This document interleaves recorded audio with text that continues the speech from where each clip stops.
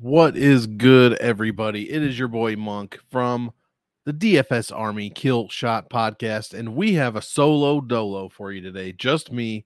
Shouts out to your boy DFS Sniper. Hope he's feeling better. In these next couple days, he's a bit under the weather, so I am the captain of the show. We'll breeze right through 13 fights from UFC Vegas 85 happening this Saturday, February 3rd at the UFC Apex, of course. The UFC's favoriteest venue, the most famous venue in the entire country, the UFC Apex. Yeah, so we're just going to go through some stats. I don't really have a ton of bets. I'm not really a bet guy quite yet. I'm getting all this data still imported in line by line, basically. So as soon as that happens, I'll be much more of a bet guy. But we're here for some DFS, and you'll get a lot of stats from me. So without further ado, let's kick this thing off. We'll start from the top and go down. We've got the main event of the evening, Roman Dolidze taking on the Russian sniper, Nasruddin Imavov. Sorry, I just drank like, I don't know, a liter and a half of water, basically. Yeah, I'm using the metric system as an American. It feels good, guys. You should try it. Embrace it. It feels good.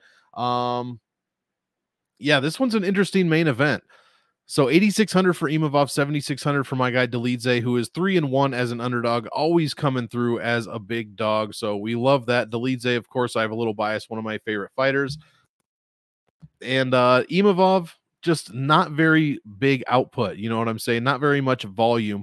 2.83 points per minute in his last 5. And actually, I should change to this chart. 2.7 points per minute for Imavov in his career, 3.31 overall for Roman Dolidze.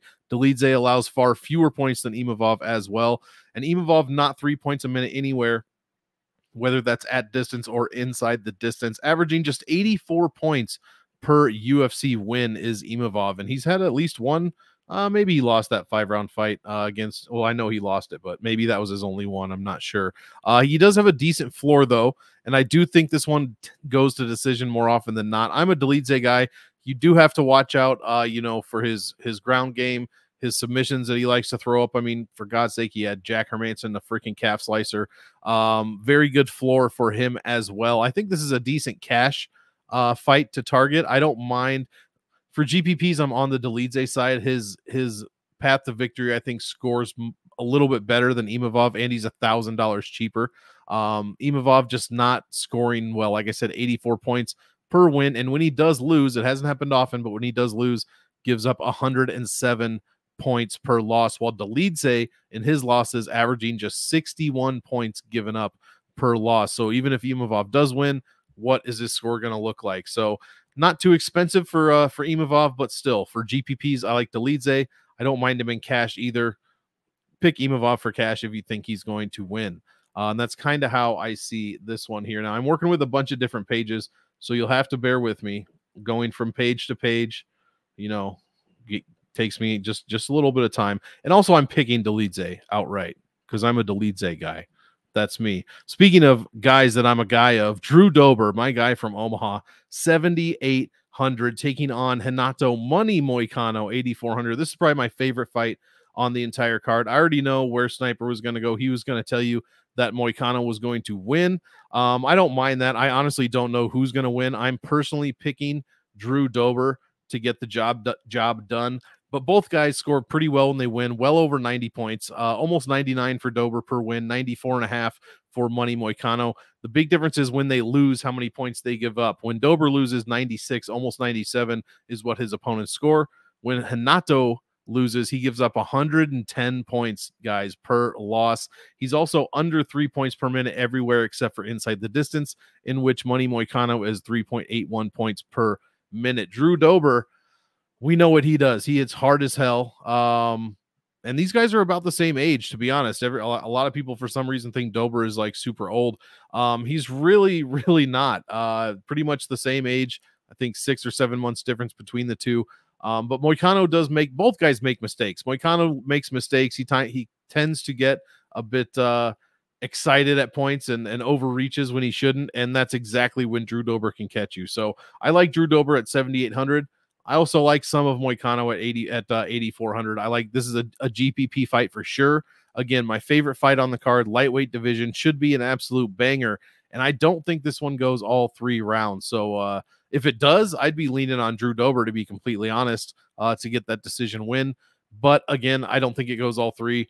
Either guy should be good for GPPs. Probably avoiding this in cash, just because it's so, it's so volatile to me. I just don't know who's going to win. So my pick is Dober, but again, I'm biased. He's from the same place that I'm from, so of course, got to root for the hometown guy.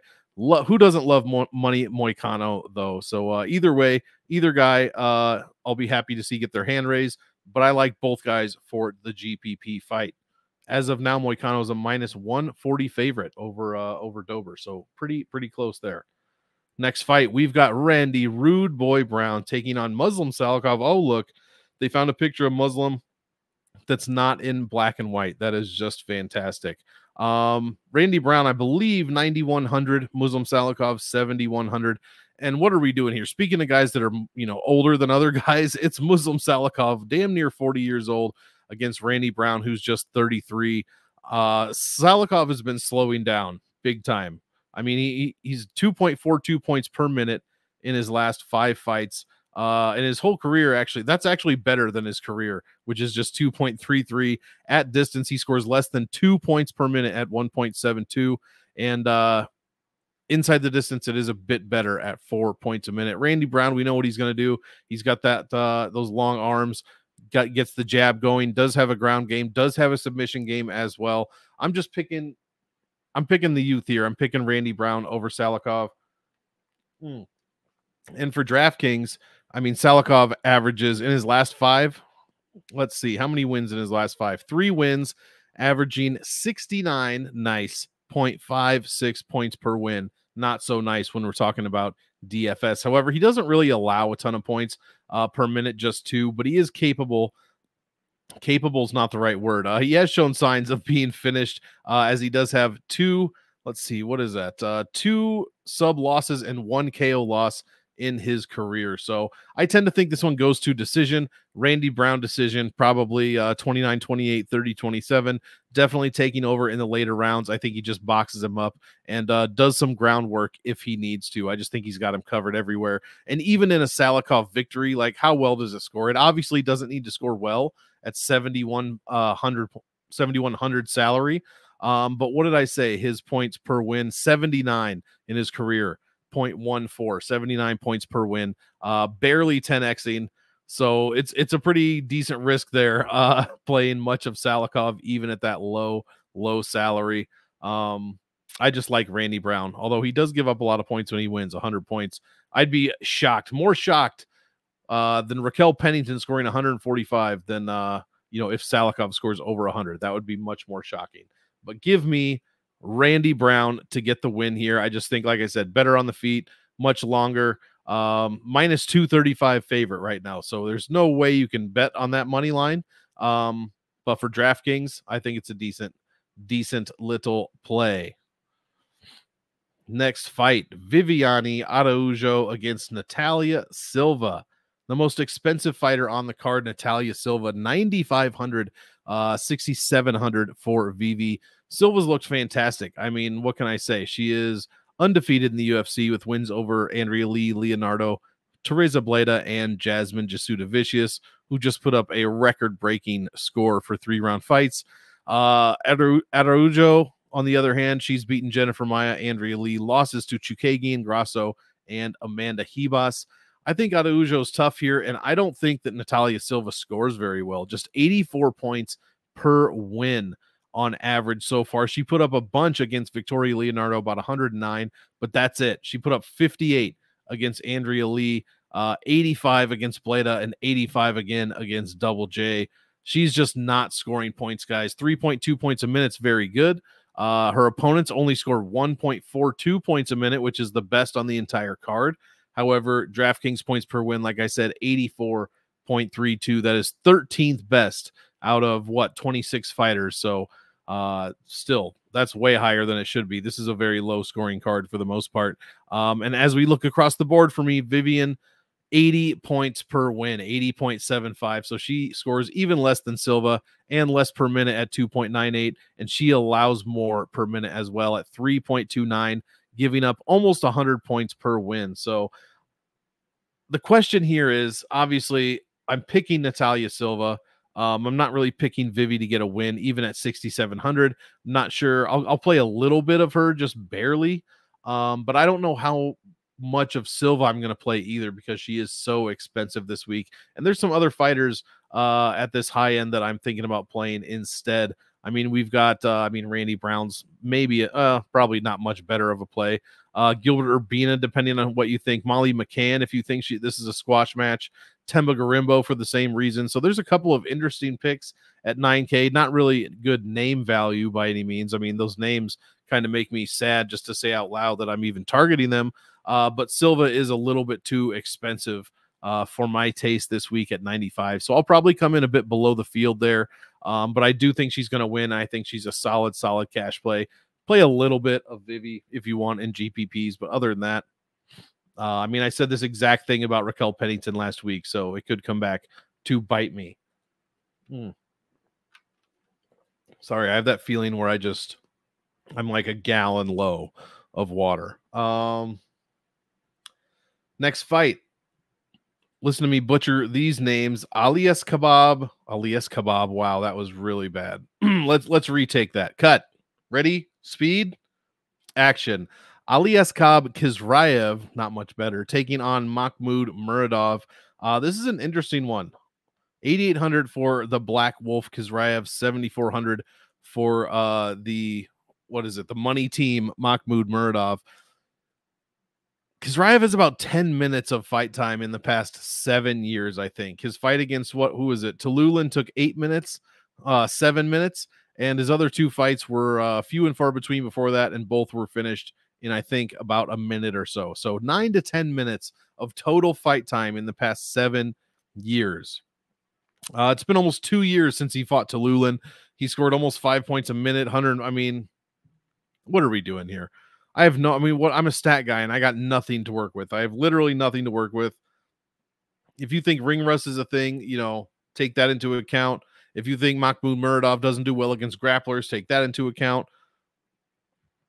Muradov 2.57 points per minute, averaging just 75 points per win in his last 5. That can't be right. Didn't he score 1 million points against frickin' Barberena? Hold on, as I sort through.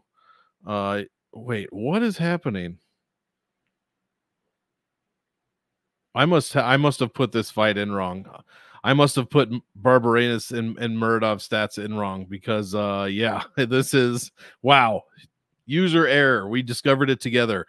I should probably write that down and fix that, because that is a big mistake. Yeah, Barberena or Muradov scored like 148 points against Barberena there, landing 13 takedowns. Yeah, I have Barberena landing 13 takedowns. Muradov landed 13 takedowns against him, controlled 35% of the fight, landed only 54 strikes, but scored 148 whatever points in that win. So definitely don't count out Mahmoud Muradov, especially at 7,400. We don't know what Kizrayev's going to look like. I probably favor Kizrayev a little bit, but again, 10 minutes of fight time in the last 7 years doesn't bode well for anybody. So your guess is as good as mine at this point. I hate to be that guy, but on this fight, don't count either guy out. Play some of both sides for GPPs. I'm not touching this one for cash. That's my advice. Play this in GPPs. Do not touch this fight in cash unless you really need a low a punt play, kind of, not a punt play, but maybe a possible value play, one step above punt at the low end there at 7,400. But yeah, don't overthink this one. Just get some of both sides in this fight. I can't believe I put that fight in wrong. I'm so at least I found it. All right, next fight, Gilbert Urbina taking on Chuck Buffalo, Charles Radke. Don't give him the mic, but might be a decent, might be able to score some decent points against Urbina if he can get inside on him. Urbina 6'3" to 5'10". Charles Radke has 3 inches of reach on him as well. $9,000 for Urbina, who is a -165 favorite. He's 9K and he's a 165 favorite. Yeah, 2 fights in the UFC. They've been up and down for him. He lost to Brian Battle by sub in less than 7.5 minutes, scored 36 points in that fight, so did okay for a loss, and then smashed Orion Kosuke in his last fight, who's not even in the UFC anymore. 125 points is what Urbina scored in that one. Meanwhile, Chuck Buffalo, his only win was against Blood Diamond Mike Matetha, so not exactly what I would call strong competition. And he scored only 72 points in that fight. So we got a real roller coaster, real question mark type situation going on here. The only question is Gilbert Urbina going to be worth it at 9K, or is Charles Radke, Chuck Buffalo, a little bit tougher than maybe Orion Kosuke was, and he's not going to get 125 points and a knockout dropped on his head? That's kind of where I'm going here. I don't necessarily think Chuck Buffalo wins the fight. 2.8 points per minute, 72, like I said, is what he scored. Very good defense. Only gave up 1.63 points in that fight against, again, against Blood Diamond. So we got Orion Kosuke for one guy and Blood Diamond for the other guy. This is terrible, awful competition. In fact, what is their UFC strength of schedule? It's bad. I mean, pretty bad. Actually, Brian Battles helps Gilbert Urbina, but Radke, when the only guy on your UFC wall is Blood Diamond, yeah, not going to have a good strength of schedule. So again, while I was saying, while I don't think Charles Radke necessarily wins the fight, I probably like him for DraftKings, GPPs. I'll have a little bit of Urbina just because he is, so much bigger. The height wise, I mean, he did put a beating on Kosuke as well. But like I said, again, Chuck Buffalo probably a little bit tougher than Orion Kosuke. He's probably not going to go out that easily. But just in case, again, probably another GPP fight here. Not playing these guys in cash. At least I would not be looking forward to rostering $9,000 or paying $9,000 for one Gilbert Urbina. But I guess when you beat a guy like Orion Kosuke and drop 125 on him, I guess you get a 9K price tag. So yeah, not really my cup of tea. I'd much rather be on the Chuck Buffalo side at 7,200 for GPPs. And that's how I'll play this one. A little bit of Urbina, much more Buffalo. And yeah, probably not touching that one in cash at all. Next fight, we've got a UFC title holder, Molly McCann, taking on Diana Belbita. Most interesting stat for this fight is not a number. It's something Belbita said. She said she was basically done fighting in her head. She was done fighting, and then this fight offer came across her email or her desk or whatever, the proverbial desk, and she decided to take it. So she was basically retired, the R word in for UFC fans. We don't bet or play retiring fighters, even if they're fighting Molly McCann. If there's one thing you'd say about McCann, she has energy for days. I'm not sure where she gets it, but she does possess it. 4.25 points per minute in her last 5, 104.5 points per win on average for one Molly McCann. Yeah, in her UFC career, it's almost 100, 99.72. Excuse me, also gives up 105 points per loss when she does lose. So very high ceiling, very low floor. Excuse me, for Molly McCann. Belbita, I mean, she definitely can have her moments, but again, like, I'll read you the stats. 3.5 points per minute in her career, 3.5 points per minute at distance, 2.79 inside the distance. She allows over 4 points a minute and over 5 points a minute inside the distance, scoring less than 90 points per win. She's never gotten a finish. Is that right? 30 bonus points per win is what it says here, which of course my numbers could be wrong, as we've already discovered. But that's what it says here. So again, I'm not putting much faith in fighters that are done fighting or thinking about being done fighting. And then to get up on a dais and say that, I don't know why you would say that. Maybe she's just trying to bring her line down, which is currently plus 205. Molly McCann minus 250. Don't put money on Molly McCann. Don't parlay Molly McCann. Just don't.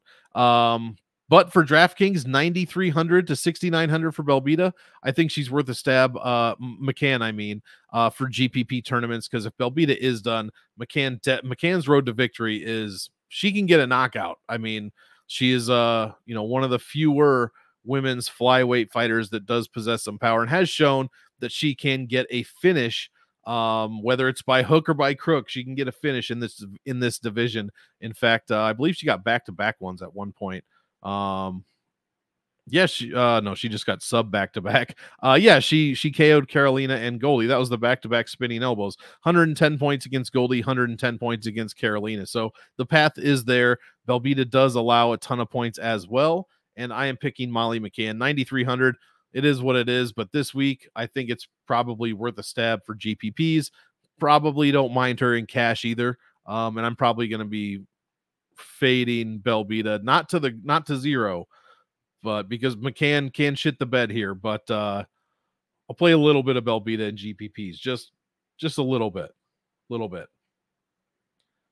All right, we are about halfway through the card. Hit the like on this channel. Get over to dfsarmy.com and be sure to sign up for everything MMA related, guys. Even if you watch other sports, to me, I mean, I'm like laser focused on UFC. I don't even honestly, I don't know who's in. I know the Chiefs are in the Super Bowl just because, of course, who doesn't know that? I honestly don't know who they're playing. I think it's the 49ers, but I'm not 100% sure on that. So I block everything out. I got blinders on. But you watch football, you watch NBA, you're watching hockey, you're watching everything. And we've got pros over at DFS Army that know who to play, how to play them, and when to play them. Get on over, get yourself a VIP package, and get winning today at dfsarmy.com. And this is just one little part of what you get over at dfsarmy.com. We've also got the optimizer that you can take advantage of. We've got tons of articles by tons of different people. We've got our fighter rankings, I believe. We are doing that. Our coaches' notes, everything. Our Discord, oh my goodness.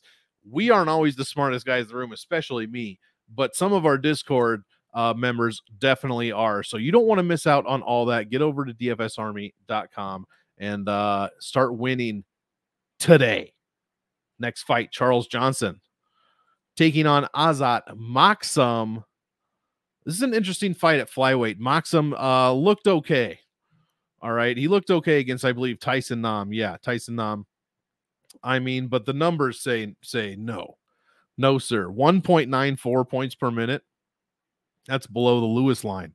59 points is what he scored in that win. He gave up 2.5 points a minute in that fight against Nam. Yeah, there is not much to say about Maxim. He landed 2 takedowns in that fight, controlled Tyson Nam for just 2% of 15 minutes. Yikes. He also allowed 81 significant strikes. I mean, sheesh, 59 points, not a good look. It's no Johan Linnaeus, but still 59 points. Meanwhile, we've got Charles Johnson. Oh, I should say Maxim, 8,900. So last time he was 9,600 and he scored 59 points. So now at least he's $700 cheaper, but still 8,900 against a guy who has several UFC fights. How many? Where's my thing? I don't even know. I have no idea. 6 UFC fights. He is 2-3 in his last 5, dropping 3 in a row to Rafael Estevam, Cody Durden, Ode Osborne, also allowing 17 takedowns in his last 3 fights, guys. 17. 11 were to Cody Durden, but 3 were to Osborne before that, and 3 were to Estevam afterwards. His only 2 wins in his last 5 are Chagas Chumagulov and Jimmy freaking Flick.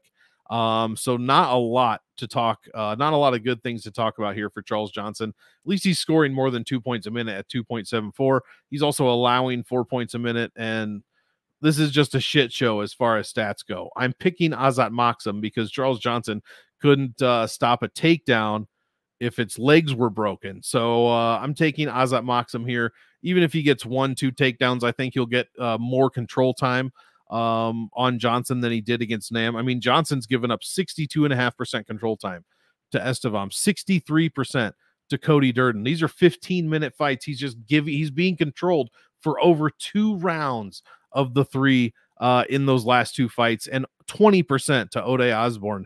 I mean, come on. Maksum should be able to do some damage controlling wise there, if you ask me. So give me Azat Maksum. I probably like him for cash. Johnson, I'll probably play a little bit in GPPs because who knows? But yeah, I like Maksum here. If he loses to Charles Johnson, I'm definitely going to be fading him into the future. But yeah, give me Maksum for cash. Probably a little bit in GPPs as well. Little bit of Charles Johnson for big tournaments, I think. Here we go. Whoever thought I would be saying these words? A must-play fight between Temba Garimbo, the guy The Rock gave a house to, and Pete Rodriguez, the guy that got slept in like 3 seconds by Madalena. Okay, almost 3 minutes. And then beat Mike Jackson after that. Holy shit. Garimbo's only win is Takashi Sato, that bum. Shout out to Lou Betya. Yeah, this fight sucks and is probably a must play for GPPs. 9,200 for Temba Garimbo, 7K for Rodriguez. We know what each guy's going to do. Garimbo, if he starts getting takedowns on Rodriguez, Rodriguez is probably getting subbed. This is probably over. Not too many questions there. If that doesn't happen, Pete Rodriguez hits hard as hell, and Garimbo can be hit. So Rodriguez could get the knockout, the early KO here. 7K, I think, for Rodriguez. He's probably, a minimum 20% ownership in your lineups this week for GPPs, in my opinion, just for that big early knockout victory. And that's how he's going to make the optimal lineup here. Meanwhile, Temba Garimbo, I can't believe I'm saying this, but I guess you have to play him at 9,200 as well, just like Pete Rodriguez. Get at least 20, 25 or more percent in there. I'm lowballing here at these numbers, but averaging over his last two, 5 points a minute. It doesn't matter. His fight was so short. Actually, it wasn't. He went 15 with Sato, controlled him for 75% of the fight, scored 113. But Sato is terrible. So is Pete Rodriguez, though. But so is Temba Garimbo, though. So, yeah, GPP fight. This is a super slop fest. Definitely play this fight for cash. Bro, you're on your own if you're playing this in cash, or if you're like parlaying this fight in any way, shape, or form. You are 100% on your own, unless you're thinking like the under, but that has to be juice to the gills at this point. Garimbo is a minus 300 favorite. This is insanity. We have reached, peak insanity. I don't know what else to say. Pete Rodriguez scored 110 in his win, allowed 117 in his loss. It's just a shit show. So play both sides. I'm personally picking Temba Garimbo. I will have him. I guess I don't mind him in a cash lineup. Pete Rodriguez, I don't know how you could play in your cash lineup. Garimbo, I don't mind, but to me, this fight screams GPP, and I think the winner has potential to score very well. I know I'm not saying anything that you guys don't already know about that one, but if you're like, maybe I could fade Rodriguez because he sucks, or fade Garimbo because no, you can't. You can't fade either one. Speaking of guys you can't fade, here's two guys that you maybe can fade, at least one.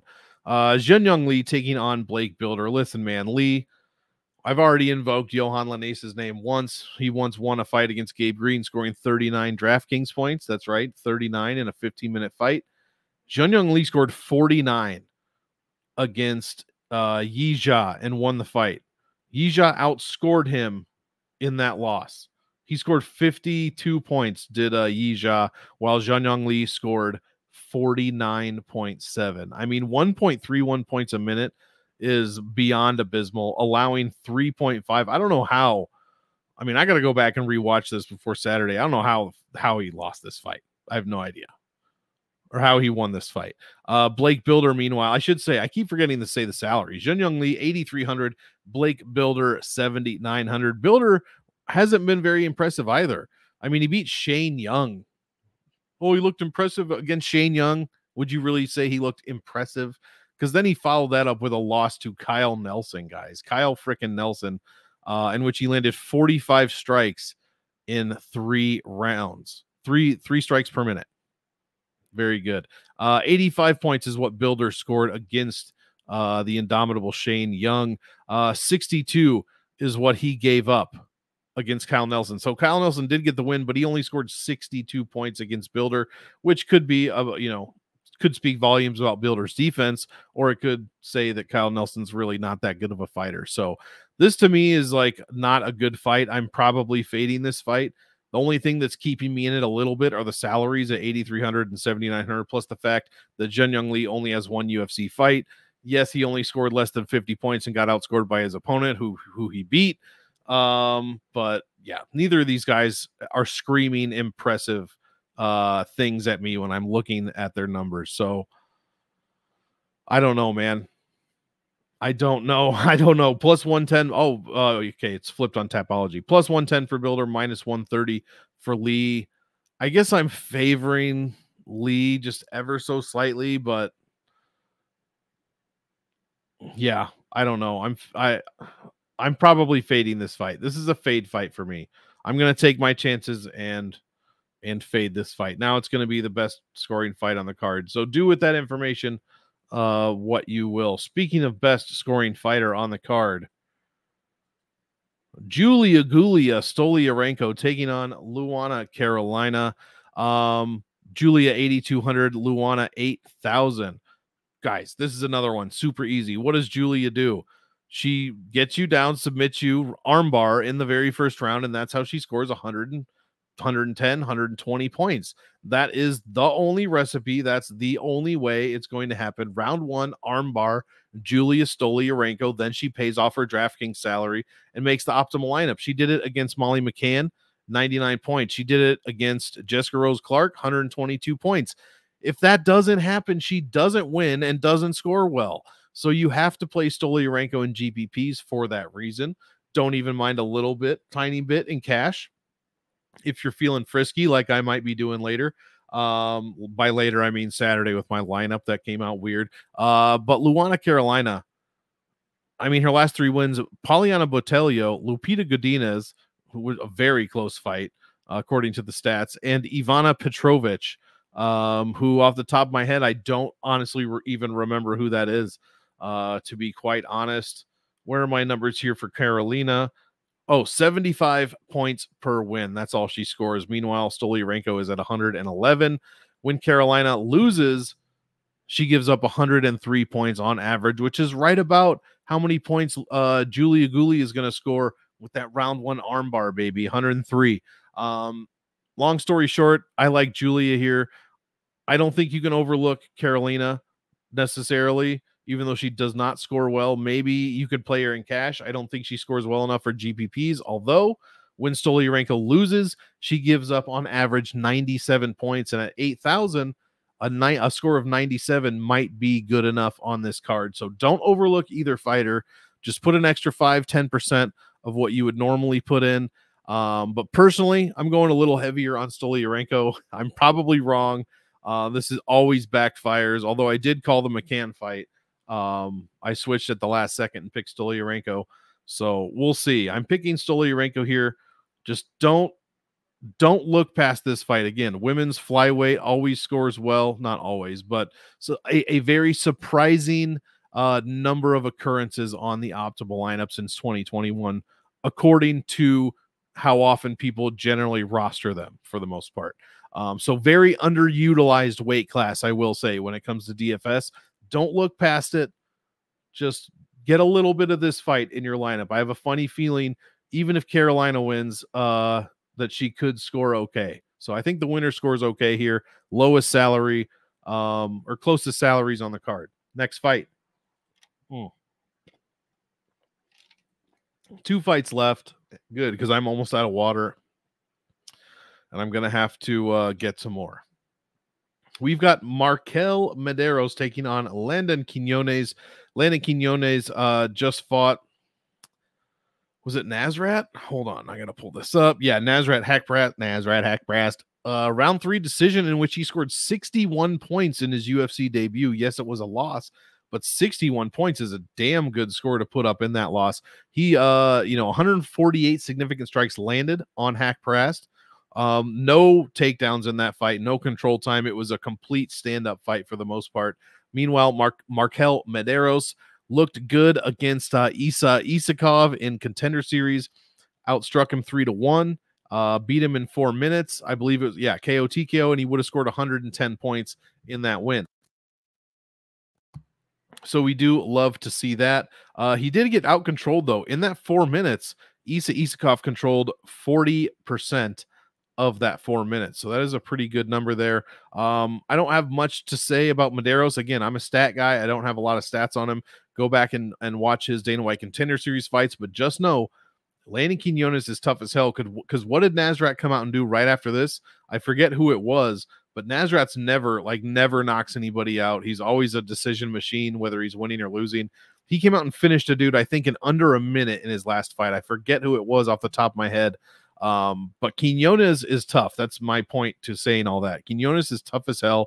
Like I said, 61 points is what he put up in that 60 or in that Nasrat hack press fight, in which he was 6,700. So he was extremely low underdog, and he almost 10x'd his score. He didn't make the optimal lineup. However, 61 for 6,700, I'd be damn happy about that if I played him in cash. So I've been babbling long enough about this fight.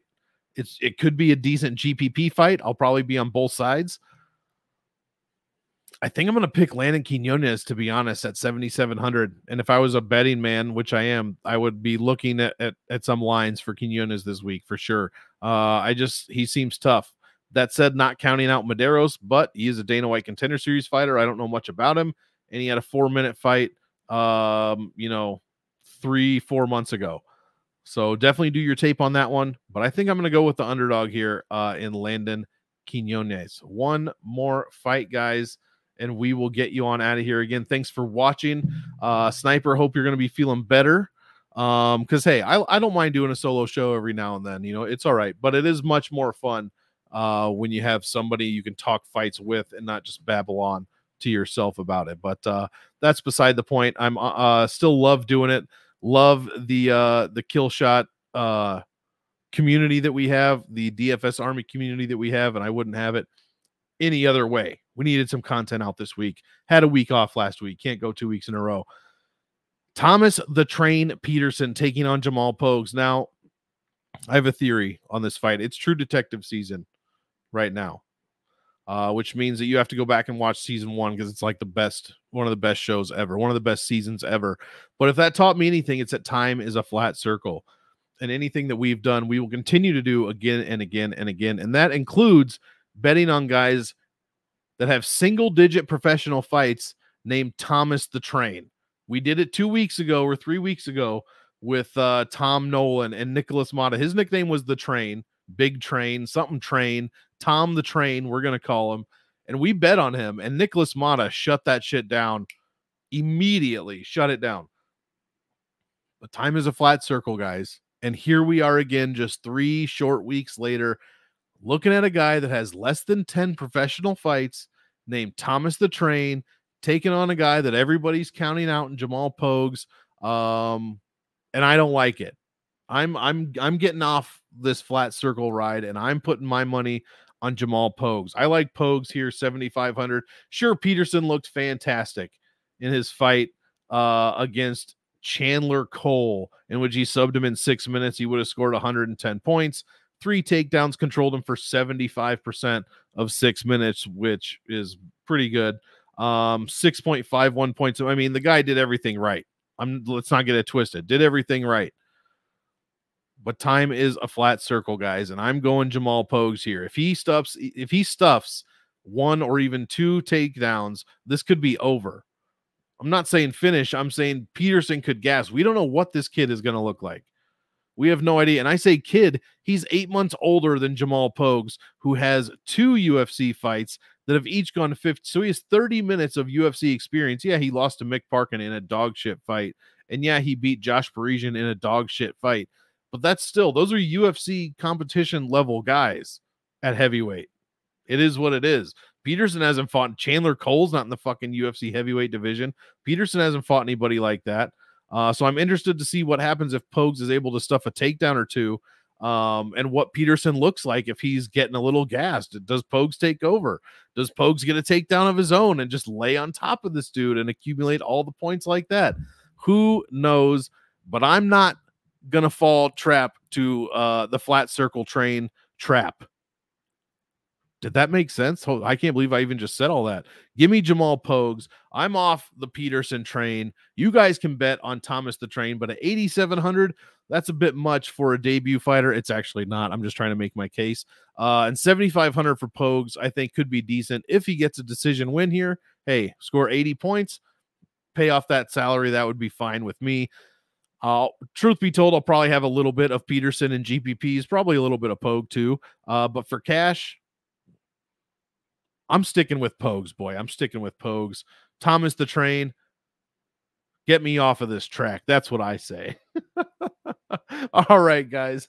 That's it for me. 40 minutes. That's it. That's as much of my own voice that I can tolerate. That is it. 40 minutes. So thank you so much for hanging out. Let me know what you think in the comments. Let me know why I'm an idiot on whatever I said, because I'm just looking at stats for the most part here. I have a little bit of bias, like with Drew Dober, with Roman Dolidze, fighters like that. But let me know what you thought in the comments. Let me know what you think is going to happen. What's your favorite fight?